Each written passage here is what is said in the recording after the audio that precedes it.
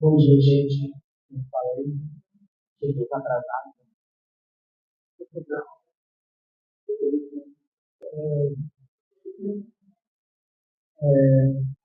Queria te contar a minha Bíblia, Mateus capítulo 5, que a gente vai dar continuidade à nossa série Sermão do Monte. Hoje a gente vai fazer a leitura dos versículos 21 até o 26. Espera aí você encontrar para a gente fazer isso aqui.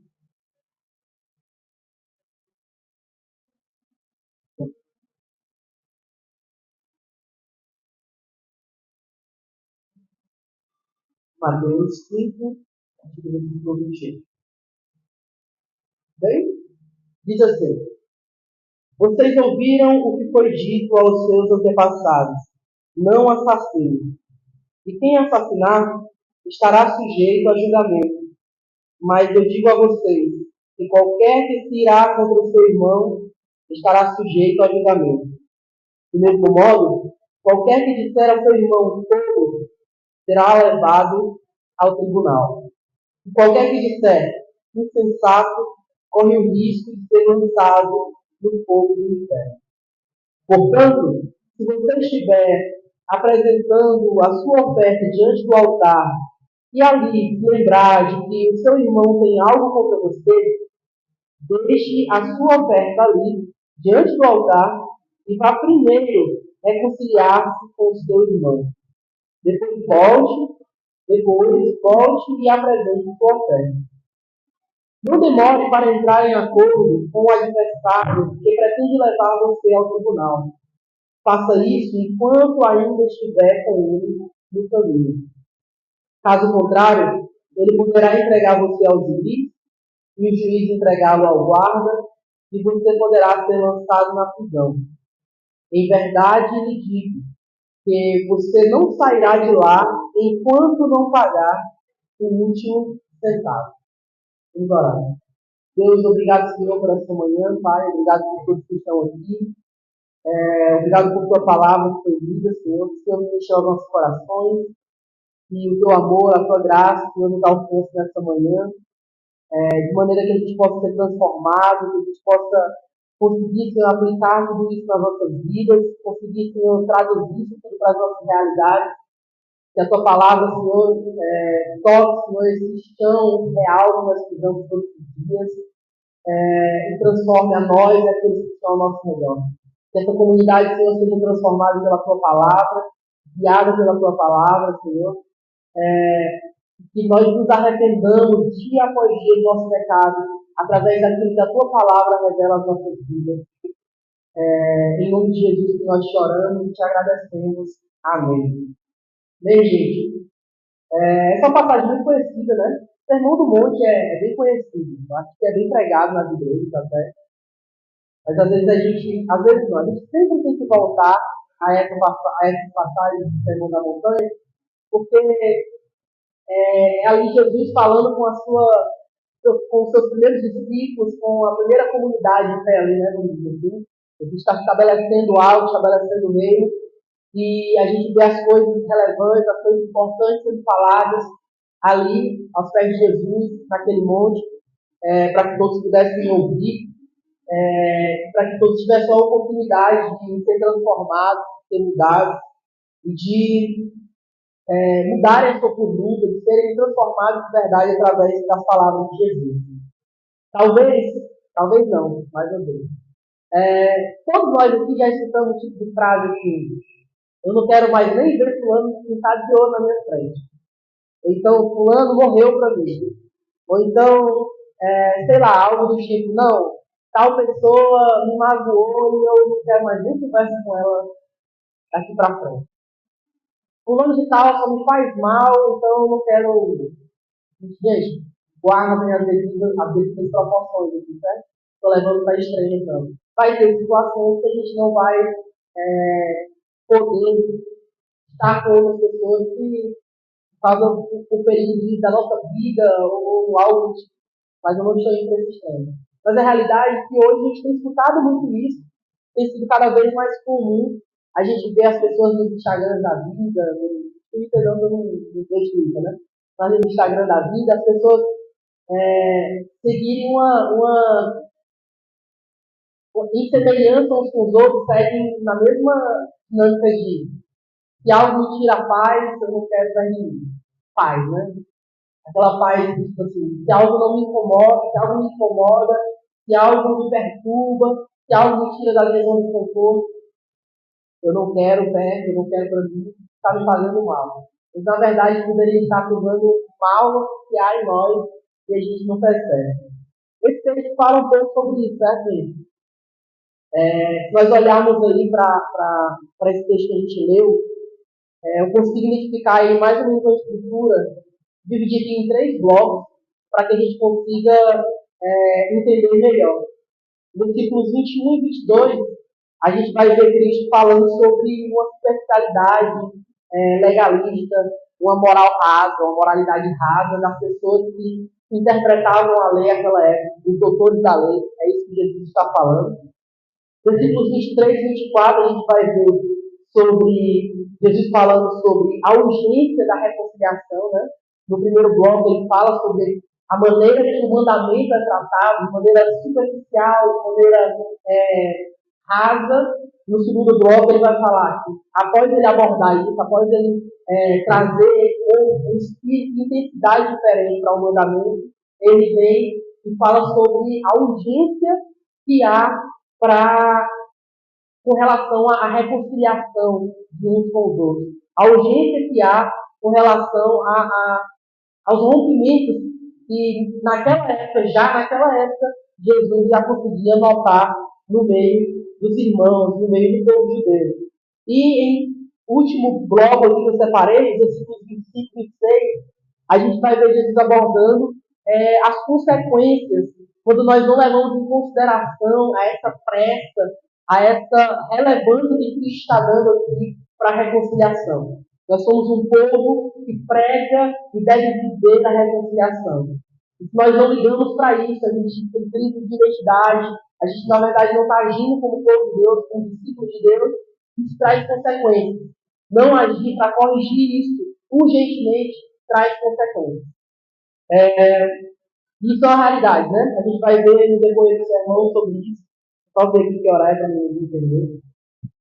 A gente consegue ver aqui, gente, nesses 3 blocos que a gente falou. Primeira coisa que eu falei, voltando ao primeiro bloco, né? Pra gente, alguns problemas. Em cada bloco deles eu consegui identificar um problema central. No primeiro bloco, como eu falei, essa superficialidade legalista dos fariseus, dos escribas, dos doutores da lei daquela época. Ao interpretar a lei, traziam algumas consequências práticas assim, que eram muito, muito prejudiciais para a relação do povo com Deus, para a relação do povo com o seu próximo, do povo com o seu semelhante. A superficialidade legalista da interpretação deles revela que eles focavam apenas na morte que podia ver. Eles olhavam para o mandamento, Jesus fala assim, vocês ouviram o que foi dito aos seus antepassados. O que é que Jesus está se referindo aqui? Se referindo ao mandamento. Não assassinarás, não matarás. Né? Na maioria das traduções vai ter não matarás, mas a melhor tradução é não assassinarás. Porque há momentos, guardado para o Estado, há momentos que, para defesa da sua própria vida, que é liberado você assassinar alguém, tipo, matar alguém, né? Por causa, assassinar não, matar em legítima defesa, né? Mas essa superficialidade daqueles caras, ao olhar para esse mandamento, fazia com que as consequências na vida das pessoas também fossem superficiais. O que é que eu quero dizer com isso, gente? Imagina, você olha para as pessoas e fala assim, uma sociedade em que eles falam assim, ó, não pode assassinar ninguém. Beleza. Se quem assassinar, vai ser o quê? Vai ser julgado, vai ser morto, vai ser preso, sei lá. Imaginemos a sociedade. Se isso tudo acontece, traduzindo aí as coisas, a gente vai encontrar no fim o quê? As pessoas más, os assassinos estão presos. Então, todo mundo que está certo, com relação, pelo menos, a esse mandamento, né, que é o que a gente está falando hoje, é todo mundo bonzinho, é todo mundo santo, é todo mundo muito de boa. E a gente sabe que isso não é realidade, né, gente? A gente sabe que a morte física é apenas o ápice, é apenas o fim de toda uma caminhada que a gente pode enxergar nesse mandamento até chegar lá. Então, isso gerava uma situação em que as pessoas esqueciam a perversidade do seu coração, esqueciam que elas mesmas assassinavam todos os dias pessoas sem apertar o dedo do gatilho, não, mas sem derramar sangue. Mas derramavam lágrimas, derramavam relações que foram construídas durante muito tempo. Tudo podia acontecer, tudo era válido. Nada era julgado se você não derramasse sangue de alguém. Basicamente era isso. Então, havia aquele olhar de, não, o criminoso é quem derramou o sangue daquela pessoa. Então, a perspectiva jurídica, da lei humana, do tribunal humano, beleza, é isso. Mas a lei humana ela não consegue alcançar o nosso limite. Se vocês lembrarem que a gente teve um domingo retrasado, no domingo de Páscoa, a gente falou sobre como Jesus nos convoca a ter um senso de justiça em relação à lei muito maior do que o dos fariseus. E olha qual era o senso de justiça dos fariseus. Se você assassina, você vai ser julgado. Se assassina, você vai ser condenado, você vai pagar por aquilo. O nosso senso, Jesus está falando aqui do contrário. O problema que Jesus fala é: viram o que foi dito aos seus antepassados. Não assassine. Consequência, vai ser julgado. Porém, mas, contudo, eu digo assim, vai já chegar lá. Como consequência, como eu falei, a moral do povo era rasa e seletiva, condenando aqueles que assassinam o povo, mas deixam impune os que matam as relações. Segundo problema, gente, vou abordar só os problemas, certo? Aí a gente vai para a parte toda. Segundo problema que eu consigo enxergar nesse texto aqui, já no segundo bloco que eu falei, é essa inversão de prioridade. Por quê? Veja o que a gente está acusando aqui, gente. Se você está aqui diante do altar, onde é que Cristina, gente? Onde é que é preciso sacrifício? Jerusalém. Onde é que Jesus está agora? Galileia. Jesus está falando assim: se você está oferecendo sacrifício, você está lá em Jerusalém, oferecendo sacrifício. E você lembrou que tem um irmão que algo contra você, deixe o sacrifício ali. Olha o exagero que Jesus está fazendo aqui para mostrar o tamanho da importância, para mostrar o que é que de verdade é prioridade. A gente traduz muitas vezes isso à Santa Ceia, né? Num outro contexto, em outras tradições, a gente tem cultos de Santa Ceia uma vez no mês, uma vez a cada 3 meses. Vai variar de tradição para tradição. Mas eu fiz muito isso, certo? Quando eu não estava muito bem, quando eu tinha pecado demais, algum motivo, aí quando eu chegava no culto de Santa Ceia, eu não ia. Por quê? Porque eu chegava lá e não ia cear. Por quê? Porque na minha cabeça eu não estava bem e tudo mais, então não podia cear. Aí, em vez de eu estar lá e sentir aquele drama, não, eu estava em casa escondido. De certa forma, eu estava me escondendo, me preocupando com a aparência, né? E me enganando, de alguma forma, como se aquilo que eu participasse fosse aquilo que me faz ter valor. Que a minha conduta, o meu pecado ou não pecado, me faz ter valor ou não de ser. Às vezes a gente briga com a esposa, briga com o irmão, aí chega no culto domingo, não, você arranca, discutir com a esposa e tal. Ô, meu irmão, no dia que tu não discutir com a tua esposa, tu fez quanto mais infeliz. E mesmo assim, tu ceia. Então, às vezes a gente traz esse texto muito para essa perspectiva da ceia. Do analisar, porque o texto da ceia também fala isso, né? Sobre o discernir, o corpo e tudo mais. Só que esse texto, meu irmão, está falando sobre o que se relaciona a culto, a adoração, né? Muito além do culto público, do culto solene, da solenidade, mas da adoração como um todo. Não é possível eu adorar a Deus e esquecer e ser insensível com aquilo que está acontecendo na minha relação com o meu irmão. Jesus está falando assim, ó, cara, é o seguinte, se tu tá ali já para arriscar o palito fora, para tocar fogo lá no negócio. Tu tá ali já prestes a prestar o teu sacrifício. E tu lembrou de algo? Quer te falar uma coisa. Não vai adiantar de nada esse sacrifício se tu não for resolver o caminho. Jesus está falando que ele tinha que descer e tal, até Galileia. Não, né, gente? Então, é um exagero para mostrar que a prioridade era a gente estar, nós estarmos em comunhão, assim como aquela época também. Então, essa inversão de prioridade que acontecia como consequência da interpretação rasa da lei, da interpretação vazia da lei, né? No passado eu falei que Jesus ele traz agora como se fosse um preenchimento para essa lei, uma intensidade maior, como se ele trouxesse um espírito, um corpo para essa lei que está vazia, a interpretação dessa lei que está vazia. Então, como consequência, a inversão dessas prioridades esvazia o significado da lei, esvazia o significado das coisas importantes, como essa adoração que a gente enxerga aqui. E ao não enxergar a profundidade do pecado, não havia como cultuar Deus, seu entendimento e a gratidão devida. Imagina, se eu não entendo que eu estou pecando por estar rompido com o meu irmão, o que adianta a minha adoração? Não está sendo escrito em verdade. Nem aqui nem na China. Então, essa atitude de querer adorar a Deus e ao mesmo tempo eliminar o seu próximo, me faz voltar lá para o começo da vida. No relato de Caim e Abel.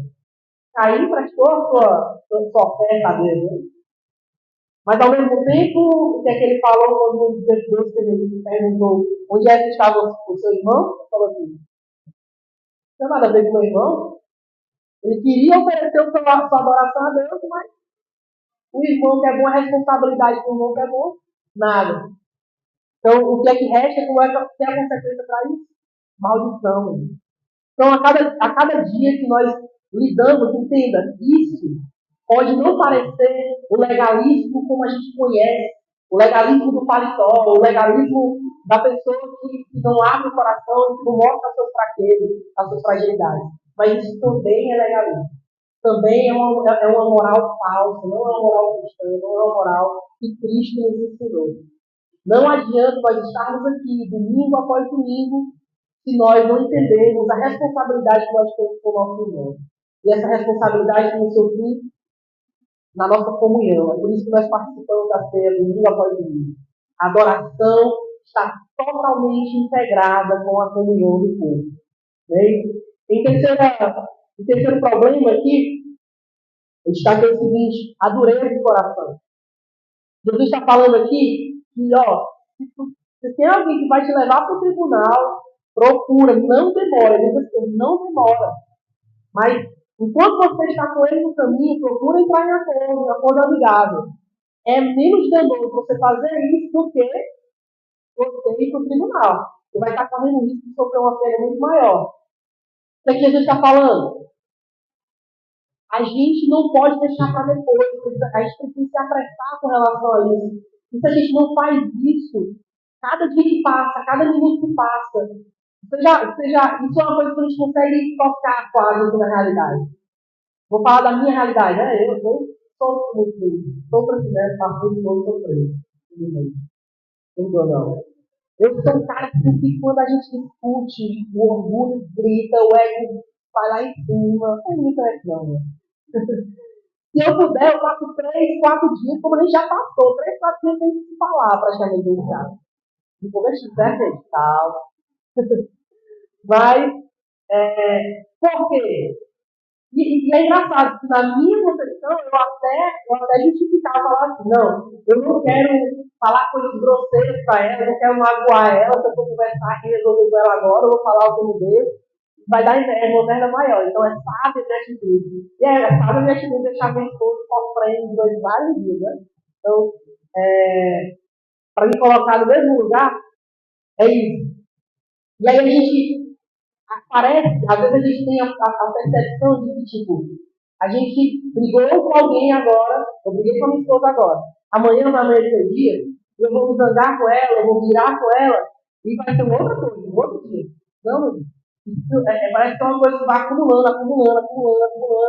E eu vejo isso no texto aqui também. Quando Jesus fala sobre se você se irá contra o seu irmão, você já está sujeito à pena. Se você chama ele de insensato, você já está sujeito a tribunal. Se você chama ele de tolo, essa palavra que está sendo usada aqui, eu esqueci a palavra, eu não anotei, também tem muito importante. Mas é como se fosse um xingamento para ela. Como se ele estava olhando para uma pessoa, olhar para outra e falar assim: olha o xingamento para ela. Seu burro.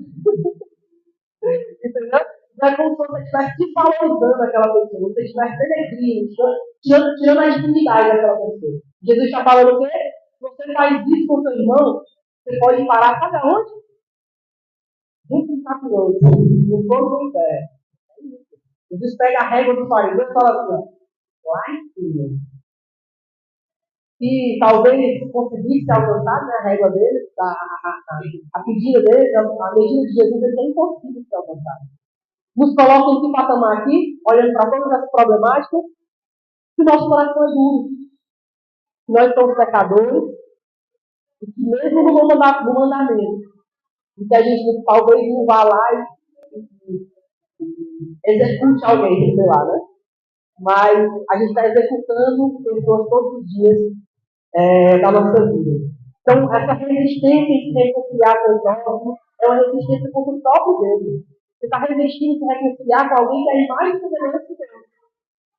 Então você olha assim e fala assim, você olha com um olhar, mais uma vez, legalista, um olhar de quem é superior ao outro.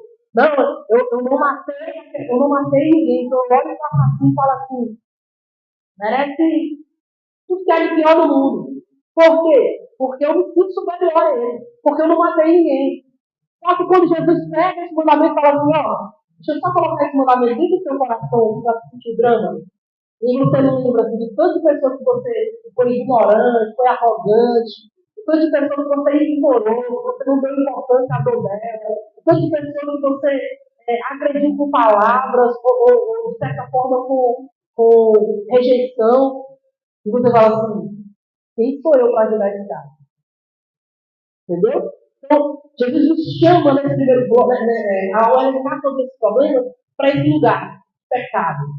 Falar assim, não adianta que vocês virem falando. Jesus já tinha falado aqui sobre a bem-aventurança, sobre essa hospitalidade com o rejeitado, sobre essa hospitalidade, essa recepção, esse acolhimento com o mais pobre, com aquelas pessoas que não eram, que não acrescentariam nada para um governo que iria ser implementado naquela época, para uma revolução naquela época, talvez. Enfim. Mas Jesus traz essa hospitalidade, Jesus mostra a responsabilidade do sal da terra, luz do mundo. Jesus traz essa expectativa que no reino de Deus nós precisamos ser justos, sim, nós precisamos buscar a justiça. Mas essa justiça não está baseada em nós mesmos, mas em Cristo Jesus, que levou sobre si os nossos pecados. Parte boa, certo, gente? Olhando para esses três blocos também, a gente, beleza, já vimos aqui o quanto que a gente é ruim, a gente já viu aqui quantas coisas que a gente faz que misericórdia, dá vontade de correr, de esconder. Essa semana, irmão, foi difícil para mim. Essa semana foi difícil. Lembrei de um dia que a gente estava passando no Israel lá na despedida do Manu. Ele comentando sobre o estilo de pregação, ele falou sobre o Vitão. Ele falou que o homem chegou e o Vitão assim, baixo, não foi textinho de pregar, é muito complicado. Eu vivi desse jeito essa semana toda, porque você se vê incapacitado de vir aqui pregar isso. Né? Porque o tanto de gente que eu preciso sair daqui, mandar uma mensagem, falar os dois, enfim. Mas Deus é gracioso. Deus é gracioso. Nós olhamos para as Escrituras e ela condena a nossa conduta pecaminosa. Ela aponta o nosso pecado. Ela fala o quanto nós ofendemos a Deus. Ela nos joga lá embaixo e fala assim, é esse tipo de escuridão que tu habitava. Mas ela não nos deixa lá. Ela nos resgata. Então, entender, e esse foi o tema, o título todo, eu tenho uma aí, não, O título desse sermão fala justamente sobre isso, sobre entender e como Jesus traz esse entendimento para nós, entender a raiz do assassinato, a raiz desse mandamento. O assassinato só é um ato, só é a ponta da ideia. E basta um monte de coisa. Então, se alguém assassinou outro, não assassinou porque gostava, assassinou porque se pirou, assassinou porque acumulou essa ira, assassinou porque não controlou, assassinou porque não refreou isso e acabou tirando a vida de outra pessoa. Se achou superior àquela pessoa, se achou melhor, se achou na autoridade de fazer aquilo, se achou justificável de fazer aquilo. E ao trazer luz, ao trazer essa graça, Jesus ele age na sua vida dessa forma, ao trazer essa intensidade para o mandamento, Jesus ele age em nosso favor fazendo três coisas. Mas um monte de coisa aqui, dá para primeiro tirar um monte de coisa, mas três coisas que eu queria destacar aqui. A primeira coisa é que ele age aprofundando o significado da lei. Isso parece ser algo simples, mas não é. Não é. Você entender que havia um contexto da época em que as pessoas valorizavam muito isso. E essa lei não tinha consequências apenas espirituais ou morais, mas consequências penais até. E Jesus faz esse aprofundamento, ele gera uma crise, todo mundo falando assim, ó, o cara é diferente, o cara está trazendo algo que a gente até agora não se atentou. Então, se os doutores da lei se preocupavam apenas com a aparência, se eles se preocupavam apenas com a superfície do mandamento, Jesus mostra a complexidade e o perigo do nosso pecado. Não dê brecha. Você já viu isso em muitos lugares, né? Não dê brecha. É bem que você gostar, né? Não dê brecha para o inimigo. Eu queria acrescentar, não dê brecha para você mesmo. Não subestime a sua tendência pecaminosa. Não subestime a vontade, o leão que está dentro de você, gritando todo dia. E aqui o Naruto aí sabe que não pode dar brecha.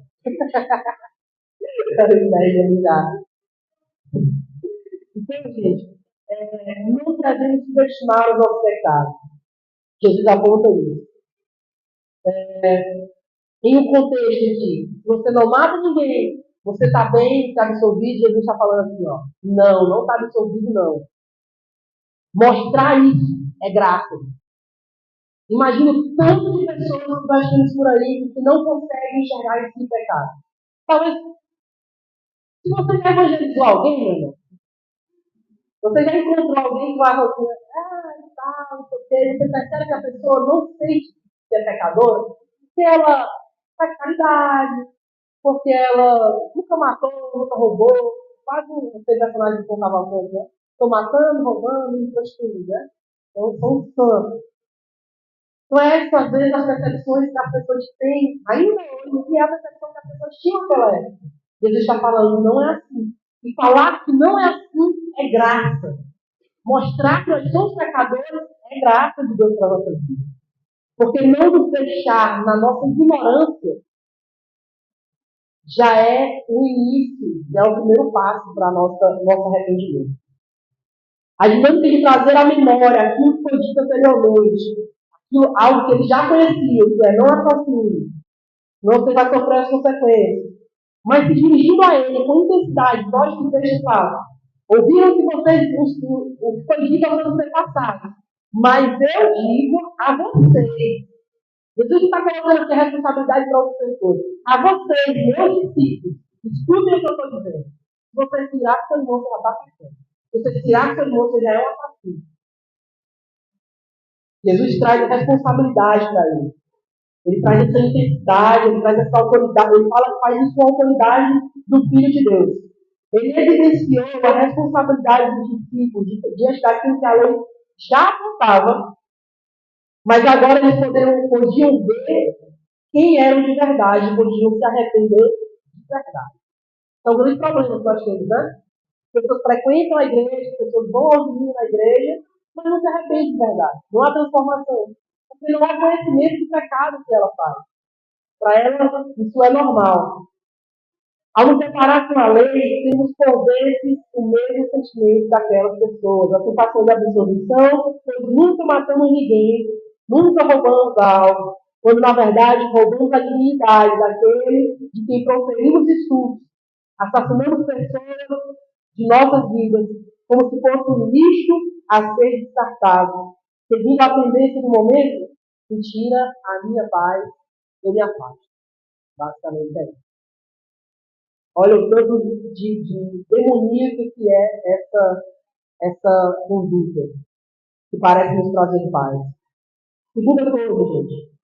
Priorizando, Jesus, ele nos age graciosamente conosco quando ele prioriza a vida e a relação. Prioriza a vida e o relacionamento. E ele faz isso, gente, não só priorizando aquela vida que foi tirada, ou que poderia ser tirada de maneira final, né? De uma vez por todas. Mas o cuidado com a vida que ele traz, com a vida daquele que é mais de semelhança de Deus, vai além disso. Abrange também as pessoas que têm suas vidas e relações tiradas em vida. Quantas pessoas, eu estava lendo eu estava lendo uma historinha com Judá, minha sobrinha deu um livro para ele, uma revistinha para ele, e ele trouxe essa revistinha, o nome da revistinha, eu não lembro o nome da revistinha, eu sei que era um monstrinho, não sei se é monstrinho. Era um monstrinho africano, não sei o que. Olha. E qual que era essa história? Tinha um menino que todo mundo chamava ele de monstrinho, porque ele era feio, todo mundo dizia, não conseguia olhar na cara dele, estava correndo com medo. E aí ele correu e foi morar numa caverna, do lado de todo mundo. E aí ele ficava nessa caverna e ele gostava de fazer uma coisa, não tinha amigos, não tinha ninguém. E ele fazia uma coisa, ele ficava imaginando várias situações em que ele era um herói, em que ele salvava as pessoas, em que ele tinha muitos amigos. E ele vivia isolado nessa caverna. E houve um dia em que ele imaginou uma coisa que parecia muito mais real do que qualquer outra coisa. Ele imaginou que tinha uma princesa presa numa caverna muito escura, aprisionada por um monstro, e que ele precisava salvar. E ele começou a imaginar essas coisas dia após dia. Até que chegou o momento que ele falou que ele seguiu a sua intuição, como ele sempre fazia, e ele sai. E começa a ir atrás dessa caverna, atrás dessa princesa, e chega um momento que ele encontra essa caverna. Só que quando ele encontra essa caverna, ele encontra um monstro também. E ao ver o monstro, estava tudo escuro, né? Era noite. Ao ver esse monstro, eles começam a brigar, começam a disputar, porque ele queria libertar a princesa e o monstro não queria deixar. E aí o que acontece? Quando amanhece, o monstro vê ele, ele sai correndo, porque achou ele muito feio. Então, olha o tanto da figura desse menino, né? Vamos lá. Adiante, ele vai, depois que o monstro sai correndo, ele ficou triste. Ele venceu, mas ficou triste. E aí ele vai e conta a princesa. Ele começa a trocar ideia com a princesa e tal. Tá tudo escuro, certo? E aí, tá dentro da caverna, aí a princesa quer voltar para procurar o reinado dela, o lugar dela lá, a casa dela. Mas ele pega e fica com medo dela se assustar com ele e fugir. E aí o que ele fala? Vamos deixar anoitecer de novo e a gente sai da caverna. E aí anoiteceu, eles saíram da caverna e as alturas já estavam muito amigos. E eles saíram, foram andando, se distraíram e demoraram muito no caminho para achar o lar dela. Nessa demora, eles deitaram e tal, para descansar e tudo. Amanheceu, a princesa acordou primeiro que ele, e quando ele acordou, viu ela paralisada, olhando para ele na frente dele. Ele ficou com vergonha, só que ela não estava assustada, ela estava admirada, e ela achou ele bonito. E aí, ele pegou e disse, não, tal, não sei o quê. Aí ela convenceu ele a mostrar a imagem dele mesmo, no espelho d'água. E aí ela leva ele lá e normal. Agora bonito. Eu desenho lá, eu desenho, foi bem estranho, né? Mas era uma criança como ela. Talvez ela mais que ele. E aí, então ela perguntou o nome dele. E ele falou assim, eu não lembro meu nome. Porque de tantas pessoas me chamarem de monstrinho, eu não lembro mais meu nome. Desde que eu não conheço como gente que me chamam de monstrinho. E aí ela dá um nome a ele e tal. E aí ele vão embora. E você feliz, a história acaba assim de nada mesmo. Eu nem tenho um tempo para sempre. Mas, por que eu contei essa história? A gente faz isso muitas vezes. A gente pega pessoas que talvez não se encaixam muito dentro da nossa realidade, dentro do nosso contexto, dentro daquilo que a gente chama de afinidade, e a gente exclui. A gente só fala assim, ó, não, isso não faz parte do nosso padrão. Exclui. Essa é a minha dificuldade, por exemplo, no envolvimento de uma afinidade muito extrema. Claro, como em muitos lugares tem seus prós, seus pontos, mas essa é a minha dificuldade. Porque, por exemplo, não há lugar para um homem que não seja um homem de barba, banhador e outros movimentos, normalmente. Entendeu?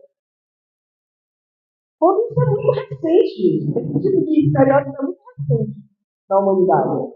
Então, a gente costuma pegar aquilo que é mais geral e especificar e falar assim, esse aqui não faz parte, esse aqui não faz parte. A gente vai excluir. E na caminhada, a gente vai assassinando tanta gente, a gente fica tão sensível com relação a isso, que a gente não sente mais quando a gente mata alguém na nossa vida. É fácil falar assim, ah, deixa pra lá, não quero mais conversar com aquela pessoa. Ah, não, dali. Aí eu. Não vou falar de direito, não.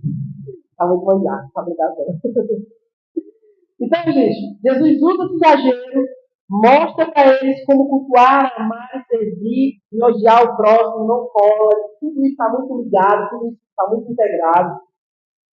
E nós não podemos enganar a nós mesmos, dizendo que nós já tentamos de tudo para reconciliar, para suportar as outras pessoas diferentes de nós. Às vezes a gente faz isso, né? Não, já fiz de tudo, não sei.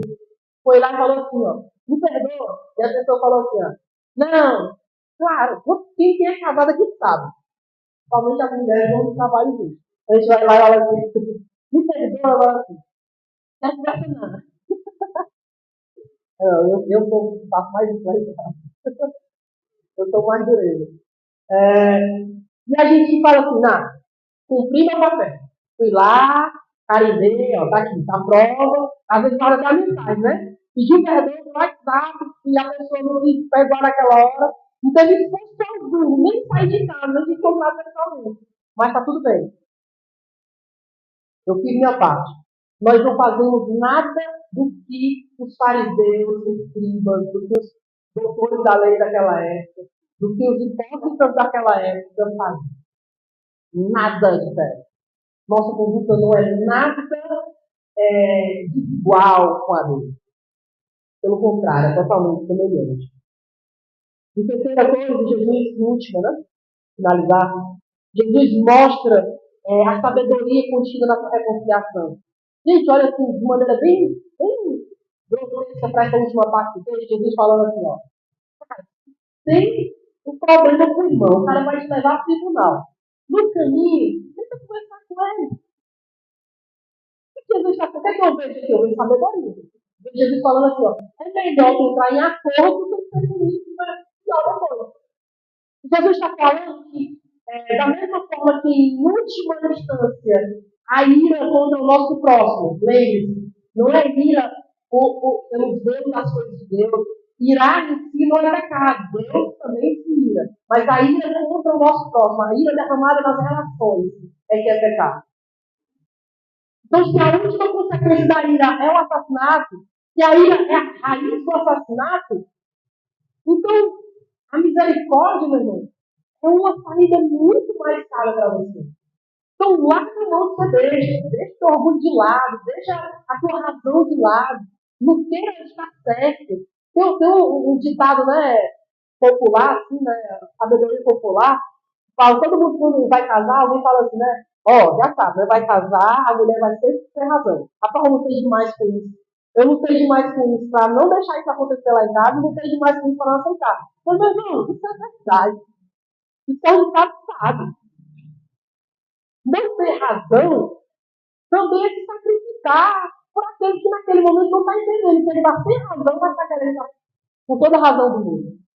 Então, há mais sabedoria naquele que tem razão e suporta a ignorância do próximo, do que naquele que acha que é dono da razão e tem força a razão sobre o outro e não quer perder uma luta e prefere perder o irmão do que perder a razão. Certo? Então, o que Jesus está falando é: seja sábio, não seja tolo. Quando está chamando o outro de burro, quando está chamando o outro de tolo, é você que está sendo. A sabedoria, agir com misericórdia, buscar a reconciliação, vai ser sempre mais vantajoso. Se quer vantagem, vai ser sempre mais vantajoso se reconciliar do que levar até uma última instância, com um arrependimento com o Deus. Mas tudo isso, meu irmão, exige esforço, exige. Qual é a nossa missão nesse né? Talvez você vai esquecer disso quando você sair daqui. Glória a Deus que te incomode tanto que me incomodou essa semana sobre tantas coisas da minha vida. Não te deixe em paz. Até você conseguir traduzir isso tudo que a gente falou aqui para a sua realidade. Nós somos uma igreja pequena, nós somos muito bonzinhos, mas não somos muito legalistas, não. É mentira, meu. Eu posso falar isso. Todos os ambientes de aconselhamento pastoral, eu estou nos pequenos grupos de discipulado, eu vejo o que as pessoas falam, eu vejo o que eu mesmo falo. Nós precisamos melhorar. Nós precisamos parecer mais. Se o teu irmão chega para contar uma merda que o outro irmão fez, e a tua primeira atitude é comentar com outra pessoa, ouvir, ou zombar, ou se alegrar, ou de alguma forma fofocar, é demoníaco. Se a tua atitude em querer saber o problema do irmão não é para abraçar essa responsabilidade e falar assim, ó, deixa eu te ajudar a resolver, deixa eu caminhar a segunda linha contigo, é melhor que você nem saiba. Que além de você estar matando a si mesmo, você está assassinando o seu próximo. Sim, fofocar também é assassinar o seu próximo. Deixei só essa de leve para que você reflita em casa, tá? Purifiquemos o nosso ambiente de comunhão. Nós participemos da ceia daqui a pouco com discernimento do seu corpo. E eu estou falando aqui isso para que você deixe de ter agora e depois que você quer resolver algum BO que você tem aí, você pode passear. Não, ceia. Mas tem um entendimento que você vai sair daqui. A primeira coisa que você vai fazer é mandar as mensagens que você tem que mandar. Ir na casa de alguém que você tem que ir. Procurar algum irmão, talvez, não sei, né? É o que eu sei. Por enquanto, isso aí. Por enquanto. Mas procurar um outro irmão aí, não sei. Talvez a treta nem aconteceu, mas a amargura está dentro do teu coração. A amargura está no coração do teu irmão. Deixe isso todo dia, não. Não deixe o sol se pôr antes de você resolver essas coisas com o seu irmão. Quando está de pé, pede prego aí para a gente fazer nossa resposta de pé.